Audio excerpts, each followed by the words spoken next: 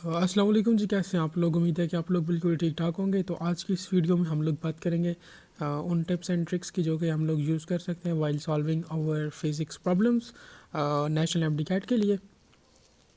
Basically अगर देखा जाए तो हमारे पास जो एक प्री मेडिकल का स्टूडेंट है उसे बहुत सी मुश्किलात होती हैं फ़िज़िक्स के न्यूमेरिकल सॉल्व करने में, स्पेशली मैथमेटिकल स्टेप्स जो होते हैं उनको सॉल्व करने में।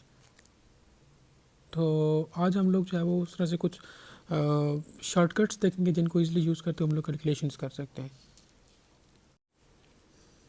तो फर्स्ट हमारे पास जो ट्रिक है वो बेसिकली अब ट्रिग्नोमेट्रिक रेशियोज़ हम लोगों ने याद करनी होती है। अक्सर जो है वो न्यूमेरिकल्स वगैरह में या प्रॉब्लम्स में ये रेशियोज़ ये वैल्यूज़ यूज़ होती हैं जो कि स्टूडेंट्स को नहीं याद होती बेसिकली। ठीक है, तो इनको याद करने के लिए एक सिंपल सी ट्रिक हम लोग देख लेंगे। इस टेबल में बेसिकली आप लोगों को जस्ट 3 वैल्यूज़ याद करनी होंगी। ठीक है, सिर्फ 3 वैल्यूज़, बाकी टेबल बहुत आसान है। ठीक है, तो बगैर टाइम वेस्ट के हम लोग अपने टेबल की तरफ चलते हैं। फर्स्ट ऑफ ऑल यहाँ पर हम लोग लिखेंगे जी अपने एंगल्स, जो कि हम लोग ज़ीरो मोस्ट कॉमनली यूज़ होता है। इसके अलावा हमारे पास 30 यूज़ होता है मोस्ट कॉमनली। 30 के बाद हमारे पास 45 अक्सर यूज़ हो रहा होता है न्यूमेरिकल्स में। 60 भी यूज़ हो रहा होता है और हमारे पास जो कॉमनली यूज़ होता है वो 90 होता है।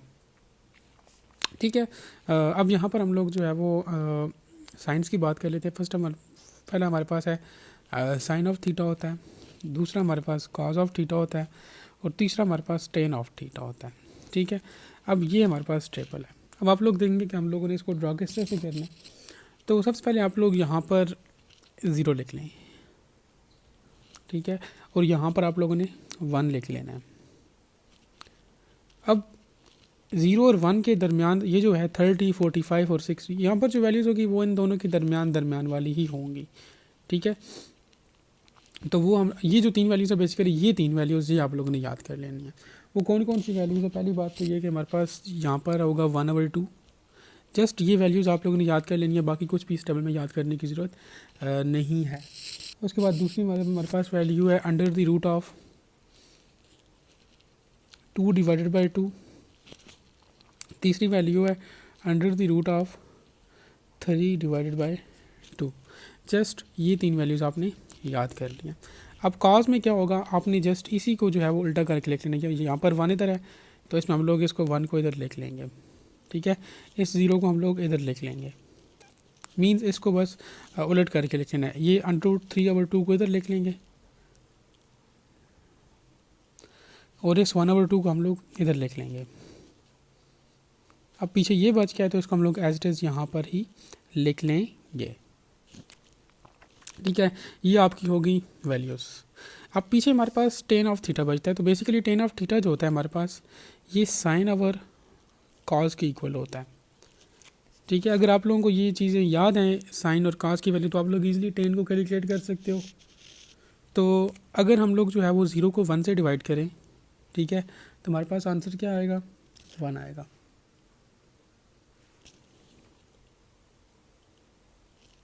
फिर पहले इसको कर लेते हैं। अब 1 को 0 से डिवाइड करें तो हमारे पास वो अनडिफाइंड आता है या एरर आता है बेसिकली। ये हो गया।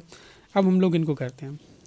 ठीक है, इनको जस्ट डिवाइड करते हैं और यहाँ पर आपकी वैल्यूज़ आती जाएंगी। ये हमारे पास क्या है 1/2 है डिवाइडेड बाय √3/2। ये 2 से कैंसिल, पीछे हमारे पास बचता है 1/√3। ठीक है, इधर आ गया 1/√3। अब ये है हमारे पास अंडर द रूट ऑफ 2। इसको करेंगे तो हमारे पास सिंपल 1 ही आएगा। ठीक है, यहाँ पर हमसे एक मिस्टेक हुई है, यहाँ पर 1 नहीं आता, यहाँ पर 0 आएगा, क्योंकि 0 डिवाइडेड बाय समथिंग वो हमारे पास 0 के इक्वली होता है। ये हमारी मिस्टेक थी, तो इसको आप लोगों ने ठीक कर लेना है। अब इसको करते हैं डिवाइड। हमारे पास है 1 √3 डिवाइड बाई 2 डिवाइडेड बाई 1/2। ये 2 से कैंसिल, पीछे हमारे पास बचता है √3 divide by 1 which is equal to under the root of 3। तो ये सिंपल सा टेबल था। ठीक है, जो कि अक्सर स्टूडेंट को काफ़ी मुश्किलात हो रही थी इसको याद करने में। जस्ट इसमें आप लोगों ने जस्ट ये 3 वैल्यूज़ याद करनी है सीक्वेंस में, बाकी इस टेबल में और कुछ भी नहीं है। ठीक है, तो इन दिस एंड डैट पे आप लोग इस टेबल को ईजिली जो है वो मेमोराइज़ कर सकते हो और अपने न्यूमेरिकल प्रॉब्लम्स में यूज़ कर सकते हो, स्पेशली फिजिक्स में। हाँ, अब उसके बाद हमारे पास जो थर्ड है वो डिवीजन का है। तो डिवीजन भी हम लोगों ने एज टेस्ट करनी है जिस तरह से हम लोगों ने मल्टीप्लिकेशन की थी। ठीक है, जस्ट सिंपल उसको आप लोग साइंटिफिक नोटेशन की फॉर्म में लिखो, पीछे जो चीज़ें बच जाती हैं उनको आप लोग डिवाइड कर लो और दोबारा से उसको उसकी ओरिजिनल फॉर्म में लिख लो, जिस तरह से हम लोगों ने रिसेंटली मल्टीप्लिकेशन की थी। तो इसको हम लोग लिख सकते हैं फॉर एग्जांपल 429 मल्टीप्लाई 10 की पावर, ये 2 डिजिट्स आगे जाएगा पॉइंट तो -2 हो जाएगा, डिवाइडेड बाय 3 मल्टीप्लाई 10 की पावर -1। अब आप लोग ने क्या करना है कि 429 को 3 से डिवाइड करना है, सिंपल 429 को 3 से डिवाइड करना है तो ये बनता है 3 1 ज़ार 3, अब आपके पास पीछे बचता है 12, ये कितना है 3 4 ज़ार 12, ये 9 नीचे आ जाएगा एंड 3 3 ज़ार 9, ठीक है 143 आ गया। 143 मल्टीप्लाई 10 की पावर -2 और ये -1 ऊपर जाएगा तो ये +1 हो जाएगा, ठीक है 143 मल्टीप्लाई विद 10 की पावर प्लस माइनस माइनस, लेकिन साइन लगेगा माइनस का क्योंकि बड़ी वैल्यू के साथ माइनस का है, ठीक है तो माइनस करेंगे तो ये हमारे पास -1 बन जाएगा, ठीक है।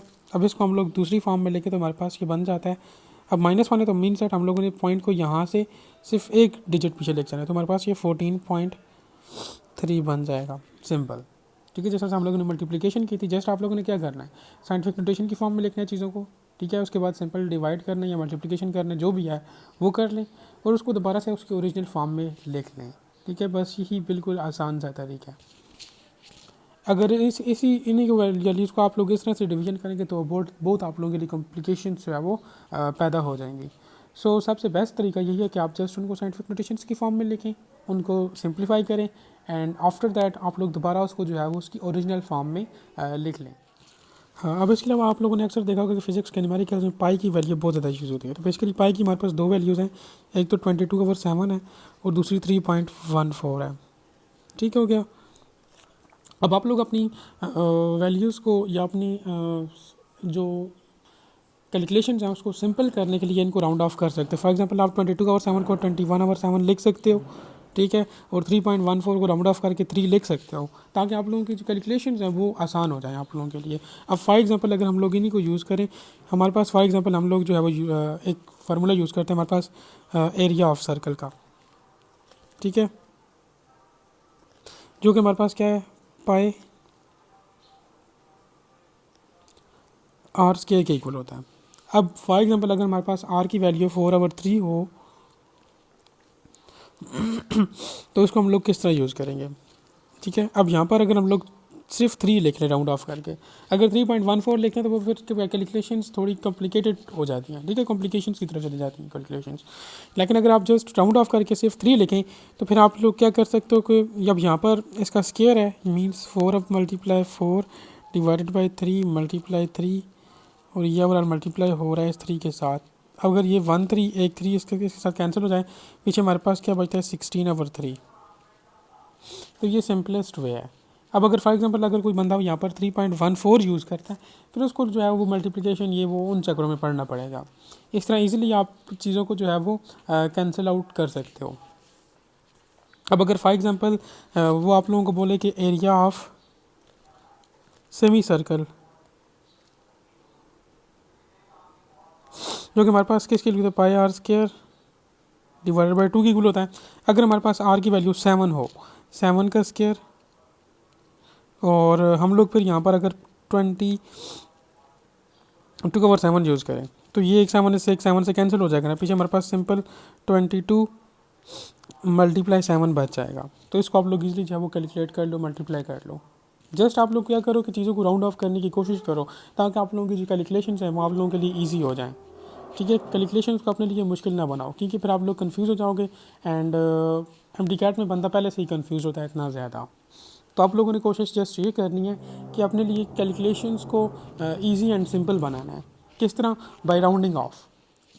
हाँ, इसके बाद हम लोग हमारे पास 5वीं ट्रिक है, वो ये है कि अक्सर स्टूडेंट जब पाई का स्क्वायर आता है तो वो क्या करते हैं कि 3.14 को मल्टीप्लाई करने बैठ जाते हैं 3.14 के साथ। तो अल्लाह के बंदो, जस्ट आप लोग अपने ध्यान में ये चीज़ बैठा लो कि हमारे पास पाई का स्क्वायर जो होता है वो स्मॉल जी के इक्वल होता है। अब स्मॉल जी की वैल्यू हर बंदे को याद होती है, जब भी उससे पूछो, ठीक है, वो 9.8 के इक्वल ही होती है। तो पाई स्क्वायर की वैल्यू जो है हमारे पास जी के इक्वल होती है, विच इज़ इक्वल टू 9.8। तो ये चीज़ आप लोगों ने ध्यान में रख लेनी है, ताकि फॉर एग्जांपल अगर किसी न्यूमेरिकल के अंदर, किसी प्रॉब्लम के अंदर पाई स्क्वायर की वैल्यू फाइंड वो यूज़ हो रही है, तो आप लोगों को वहाँ पर मल्टीप्लाई करना ना पड़े। ठीक है, इन दिस एंड आप लोग यहाँ से अपना टाइम सेव कर सकते हो।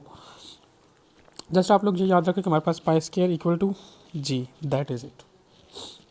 उसके हमारे पास जो इस वीडियो की लास्ट ट्रिक है वो सिक्स्थ ट्रिक। अक्सर स्टूडेंट्स इस चीज़ में कंफ्यूज होते हैं कि हमारे पास 3 मल्टीप्लाई 10 की पावर -8 का क्या मतलब है, एंड 3 मल्टीप्लाई 10 की पावर +8 का क्या मतलब है। ठीक है, तो अक्सर स्टूडेंट्स यहाँ पर भी कंफ्यूज होते हैं। तो बेसिकली यार, जब भी नेगेटिव हो तो आप लोगों ने जो ज़ीरोज़ हैं वो इस 3 से पहले लगाने हैं। अगर पॉजिटिव हो तो ज़ीरो आप लोगों ने वैल्यू के आगे लगाने हैं, ऐड करने हैं। फॉर एग्जांपल अब ये -8 है, तो 1 2 3 4 5 6 7 8 और फिर उसके बाद ये 3 आ गया आपका।